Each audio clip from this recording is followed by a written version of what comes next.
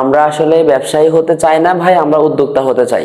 আপনি যদি উদ্যোক্তা হতে চান তাহলে আপনি এগুলা সহ্য করতে হবে ভাই। আজকে সকাল থেকে কারখানাটা আমরা আগে এক জায়গায় ছিল, এখন আরেক জায়গায় শিফট করছি ভাই।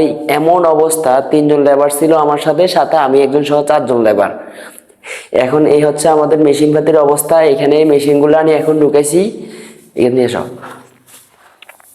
এদিকে মেশিনগুলো আমি ঢুকেছি, আরো মেশিন আসবে। সকাল থেকে শুরু করছি, এখন রাত প্রায় আপনার 1:30 বাজে ভিডিও করতেছি। আপনার এই সকাল থেকে এই অবস্থা ভাই, গরমে লাস্টে না পেরে লুঙ্গি পরে নিছি ভাই। আমাদের এদিকে এখনো কোনো কিছু রেডি করতে পারি নাই। এইগুলোর ভিতরে সবগুলো আমাদের প্রোডাকশন করা আগের। আরো অনেক মাল আছে আমাদের স্টকে, যেগুলো আমরা এখনো আনতে পারি নাই ভাই। এগুলা নিয়ে যে কত পরিমাণ হ্যাসেল, এগুলো যদি আমি লেবার উপরে ছাড়িয়ে দিই তাহলে এই মালগুলো ঠিক থাকবে না।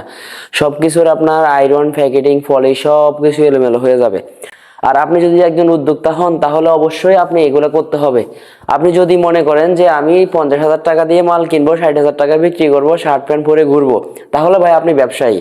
আর যদি উদ্যোক্তা হতে হয় তাহলে আপনার থেকে লেবার থেকে শুরু করে একদম টপ লেভেল পর্যন্ত যত কিছু কাজ আছে সবকিছু আপনি করতে হবে, সবকিছু আপনি মানায় নিতে হবে। আমাদের এদিকে কাটিং টেবিলটা আমরা সেট করব। এখনো পর্যন্ত এগুলার কাজ অনেক বাকি আছে। একটা কারখানা এক জায়গা থেকে যখন আরেক জায়গায় নিয়ে যায় ভাই, এটা সেট করতে অনেক কষ্ট হয়, অনেক।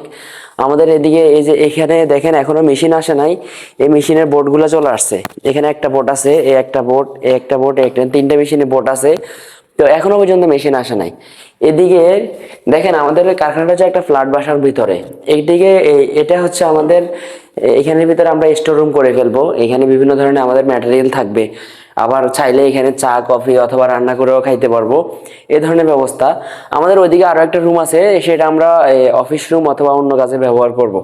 তো আপনারা যদি একজন উদ্যোক্তা হতে চান তাহলে অবশ্যই মাথায় রাখতে হবে ভাই, আপনি কখনোই আয়রন করা শার্ট প্যান্ট পরে আপনি শুরু করবেন সকাল থেকে সন্ধ্যা পর্যন্ত, তাহলে আপনি ব্যবসা কখনোই টিকবে না। তাহলে আপনি ব্যবসায়ী হতে হবে, আপনি ব্যবসা করতে পারবেন কিন্তু আপনি উদ্যোক্তা হতে পারবেন না।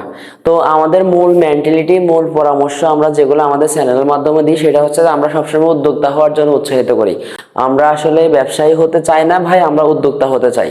তো আপনারা যারা ব্যবসায়ী হবেন তারা এত কষ্ট করতে হবে না। আর যদি উদ্যোক্তা হতে চান তাহলে অবশ্যই আমার মতো দেখেন লাস্ট না পেরে লুঙ্গি পরে ফেলছি। আর কালকে কালকে থেকে শুরু হয়ে গেছে আমাদের এগুলা খোলা ফিটিং করা। এখন আজকে সকাল থেকে এখনো পর্যন্ত 5 মিনিট রেস্ট করতে পারি নাই।